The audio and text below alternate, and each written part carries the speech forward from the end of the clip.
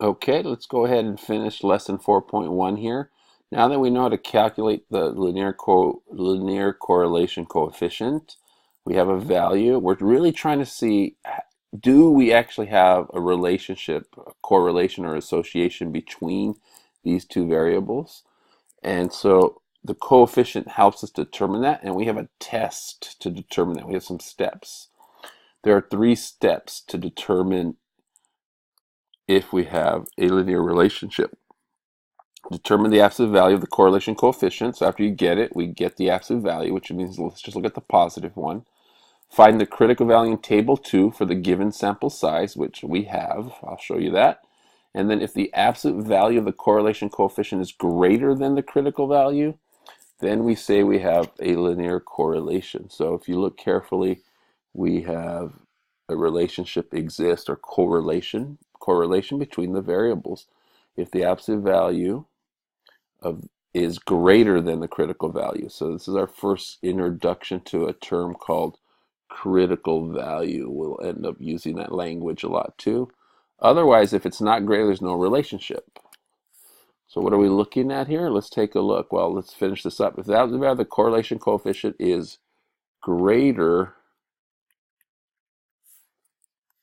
than the critical value, we say we have a linear relation. Another one, again, you might see this word correlation between the two variables. Otherwise, no relation exists.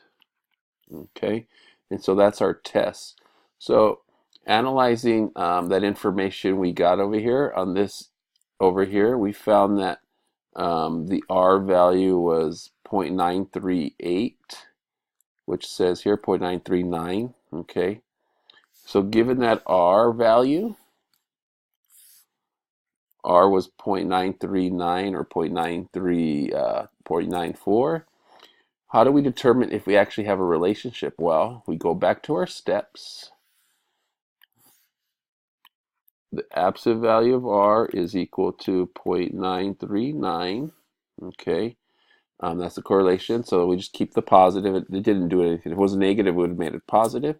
And then if this value is greater than the critical value, so what's the critical value? Here's the table where we can be using. Here's part of a table. And we're going to be using this on our formula sheet. We're going to be using the formula sheet now more. What was our sample size? Our sample size was 8. So the critical value is 0.07. So the critical value here equals 0.707. I got that from here because of the sample size equaled 8. Where did I get that from? Again, from here. How many? 1, 2, 3, 4, 5, 6, 7, 8. N equals 8. Sample size equals 8. So there's the critical value. And then if this is greater than, if the correlation is greater than the critical value, so we have 0.939 is greater than 0.7. Since that is the case, we have a linear relationship or linear correlation. We got it. Let me put a check mark. We got it. Okay, and so that's how we're going to be testing if we have relationships between two variables. When you get a chance to do some extra work here, when we get extra practice. And so a big idea is to explain the difference between correlation and causation. Just because we have correlation, the thing we need to remember, just because we have correlation does not mean that it's causation. We talked about this before. So as an example here, according to the data obtained from the Statistical Abstract of the United States, the correlation between the percentage of female population with a bachelor's degree and the percentage births to unmarried mothers since 1990 is 0.904. Does this mean that a higher percentage of females with bachelor's degrees causes a higher percentage of births to unmarried mothers? Do you think that's a cause for it? higher percentage of females with bachelor's degrees causes a higher percentage of births to unmarried mothers. You think there is a correlation. The question is, do we think there is a cause? And so do you think there is a causation between that? And so here's an explanation. It's in our PowerPoint, so you can go back to that. So does this mean the higher percentage of females with bachelor's degrees causes? See, there's a key. Correlation versus causation is the question that you're going to be correlation, which we versus causation, right? And so, of course, certainly not. The correlation exists only because both percentages have been increasing since 1990. More women have been getting bachelor's degrees, and more unmarried women have been having babies. So there's not exactly, we cannot exactly say there's causation, because there could be other lurking variables involved here.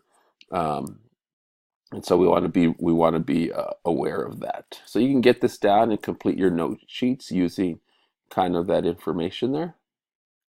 And keep in mind, when data are observational, we cannot claim a causal relation exists between two variables when it's observational. Usually we only do that through design experiments. So keep that in mind. You can pause and get that.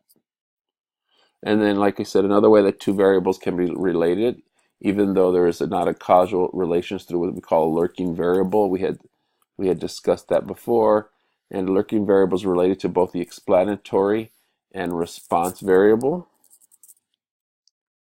And so just you can look at that as an example. And so go ahead and make sure you fill in all the stuff. When data are observational, we cannot claim causal relationship. We can only claim through a designed experiment. And then another way that sometimes variables are related is through what we call a lurking variable. We talked about that before.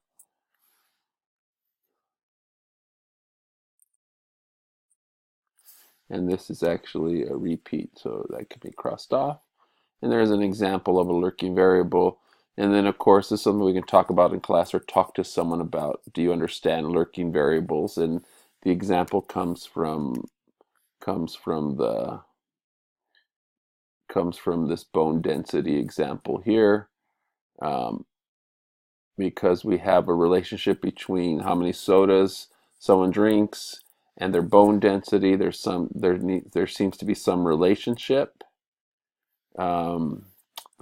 The correlation coefficient is negative 8.06, which is greater than this. Again, we're not running, this is just an example. Can we conclude there is?